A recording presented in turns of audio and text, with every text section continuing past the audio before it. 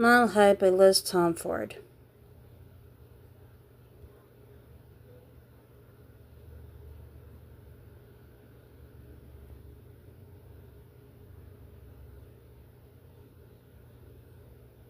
Chapter 1.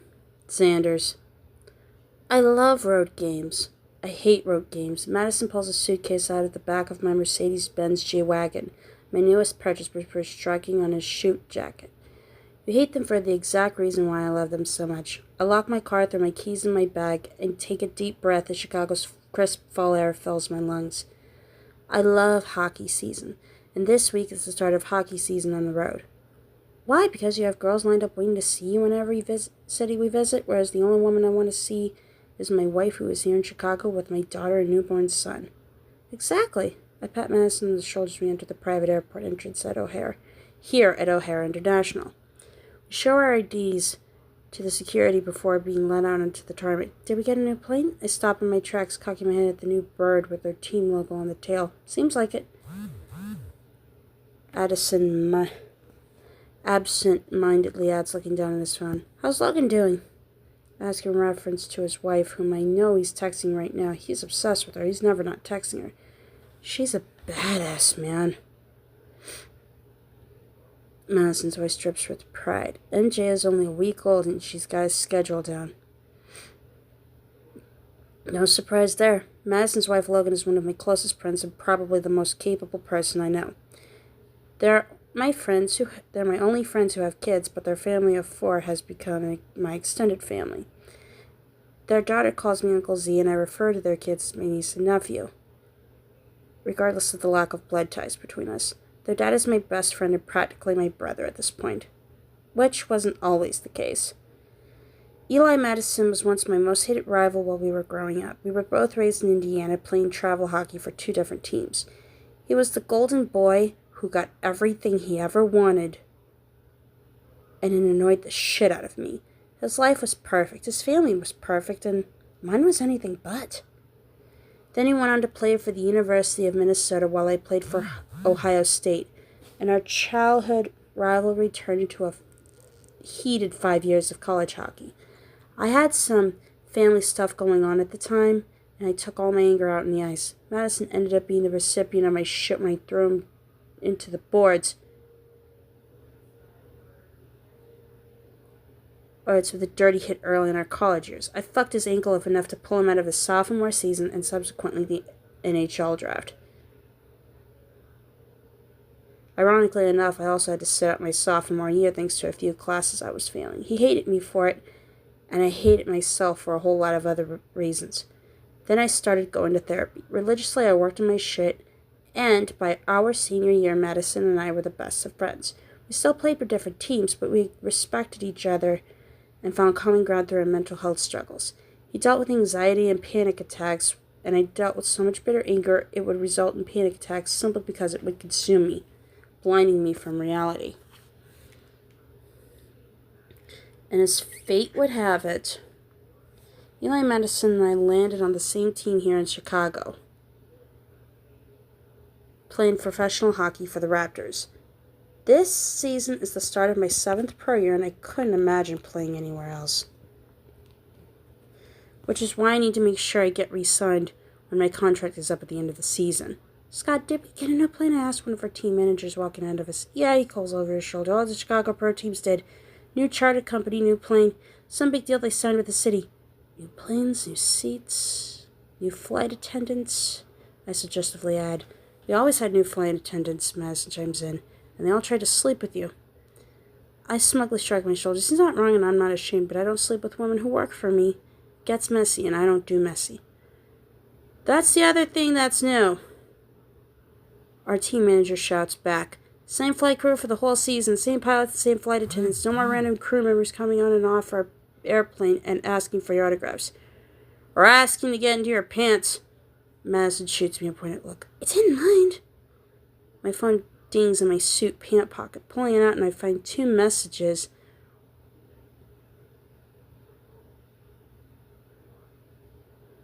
Just waiting for me and my Instagram DMs. Carrie, sorry game schedule. You're in town tonight, I see. I'm free and you better be too. Ashley, you're in my city tonight. I want to see you. I want to make it worth your while. I go into my notes app, finding the note titled Denver, trying to remember who these women are.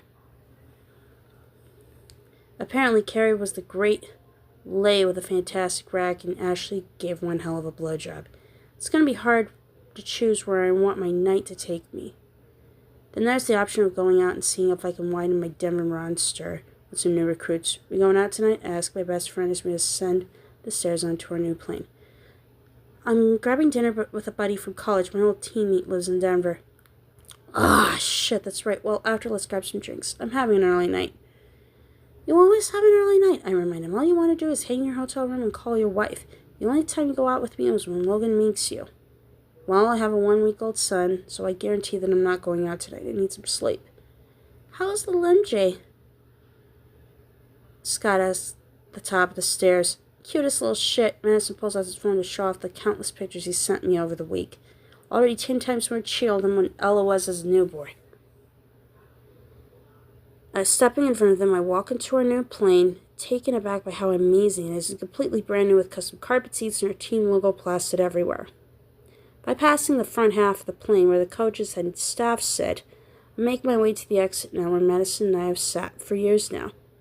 Ever since he became captain, I became alternate captain.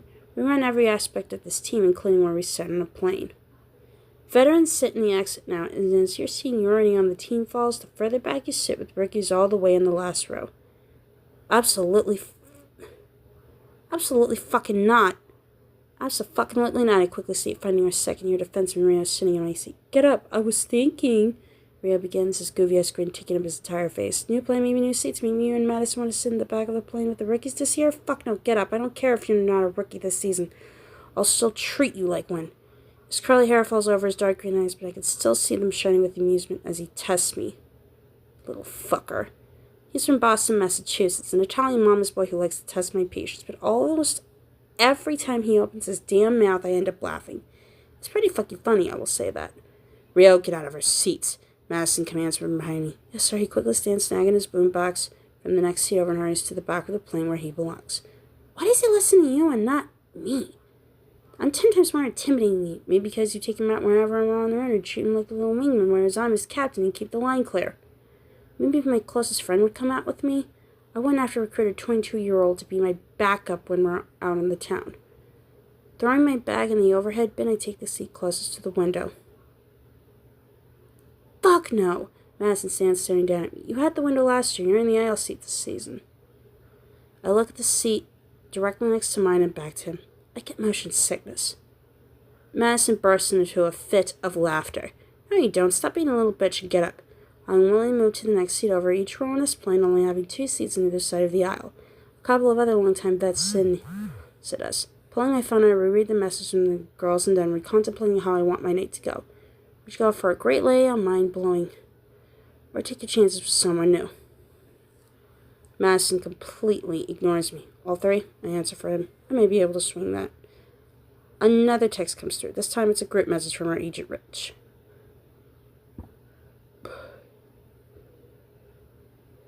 Interview with the Chicago Tribune before the game tomorrow. Play it up, make us that money. Rich texted, I tell my captain. Interview tomorrow before the game. Wants us to play up our little shtick. What's new? Madison says. Z, you know you have the short end of the stick on this one. Whenever you're ready to let people know you're not the dickhead they all think you are, you let me know and we'll stop the act. This right here is why Madison is my best friend. He might be the only person other than his family and my sister who knows I'm not the bad guy that the media makes me out to be. But my image has its perks. One being that women throw themselves as the self-proclaimed unlovable bad boy, and our contrasting personas make us both a ton of money. Nah, I'm still enjoying it. I tell him honestly, I gotta get that renewed contract by the end of the season, so until then we have to keep going. Ever since Madison came to Chicago 5 years ago, we've created this storyline that the fans and media eat up. We make a shitload of money for the organization because our duo puts fans in the seats. The once-hated rivals turn best friends and teammates. Madison has been married for years to his college sweetheart, and they have 2 kids together. I have nights where 2 different women come over to my penthouse. It couldn't be more different from the outsider's perspective. He's hockey's golden boy and I'm the city's troublemaker. He scores the goals and I score with the ladies. People eat this shit up. We played up for the media. But the truth is, I'm not the piece of shit people think I am. I care about a lot more than just the women who I take home from the arena. But I'm also confident in who I am. I like having sex with beautiful women, so I'm not going to apologize for it. If that makes me a bad person, fuck it. I make a hell of a lot of money from being the bad guy. As I scroll on my phone, I spot a figure in my peripheral, but I don't look up to see who was standing in front of me. Though from my sight line of vision, I can tell the curvy frame belongs to a woman, and the only women on board are flight attendants. Are you? She begins. Yes, I'm Evan Zanders. I cut her off, keeping my eyes down on my phone screen. And yes, that's Eli Medicine I had with exhaustion. Sorry, no photographs.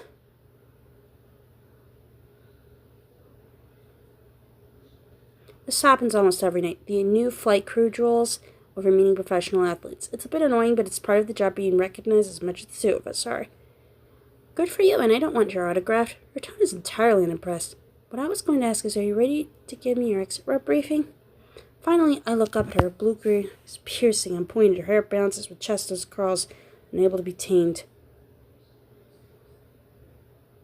Her skin's light brown, speckled with soft freckles across her nose and cheeks, but her expression could not be less impressed with me.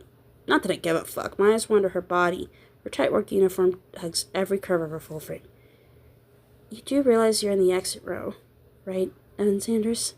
She asks if I'm an idiot, her almond-shaped eyes narrowing. Madison snickers to me. She asks if I'm an idiot.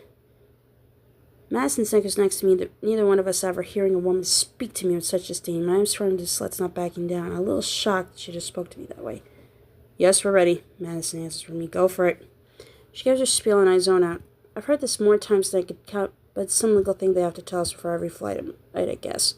I scroll on my phone as she speaks, which my Instagram feed littered with models and actresses, half of which I dated. Well, dated is probably the wrong word. Madison nudges me. Z, what? I absentmindedly reply. She's asking you a fucking question, man. Looking up, the flight attendant stares down at me, her expression full of annoyance as her eyes wander down on my phone screen. A half-naked woman on full display right there on my feed.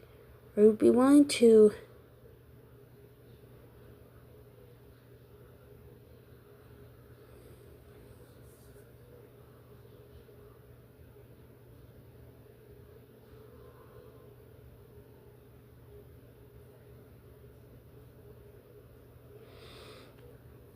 She asks, are you willing and able to help in an emergency? She repeats. Sure, I'll take a sparkling water, by the way, extra lime. The focus shifts back to my phone. There's a cooler in the back row for you to grab it yourself. I start up once again. What's with this chick? I found her name tag, a pair of wings with Stevie in the center. Well, Stevie, I would really like it if you brought it to me. Well, Evan, I would have really liked it if you paid attention during my safety demo instead of assuming I wanted your autograph like some little puck bunny. She condescendingly pats me on the shoulder, which I don't, and I'm not.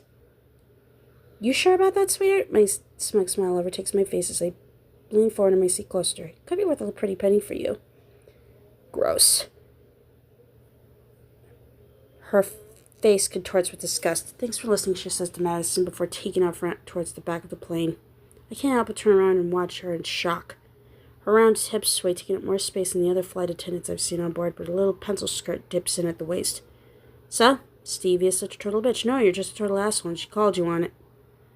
Stevie? Yeah, that's her name. It was on her name tag. You've never known a flight attendant's name before.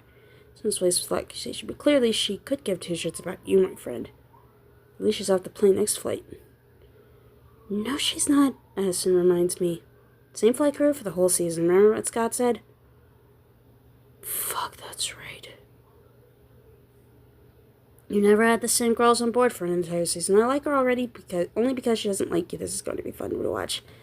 I turn around to peek in the back of the plane just as Stevie's is backing down and breaking eye contact. Her eyes are probably the most interesting pair I've seen, and her body's perfectly full with plenty to grab onto. But unfortunately, her pretty outside that I like is tainted by the attitude I don't like. She might need a reminder that she's working for me, but I'll make sure she understands. I'm petty that way. I'll remember that little interaction for as long as she's on my airplane.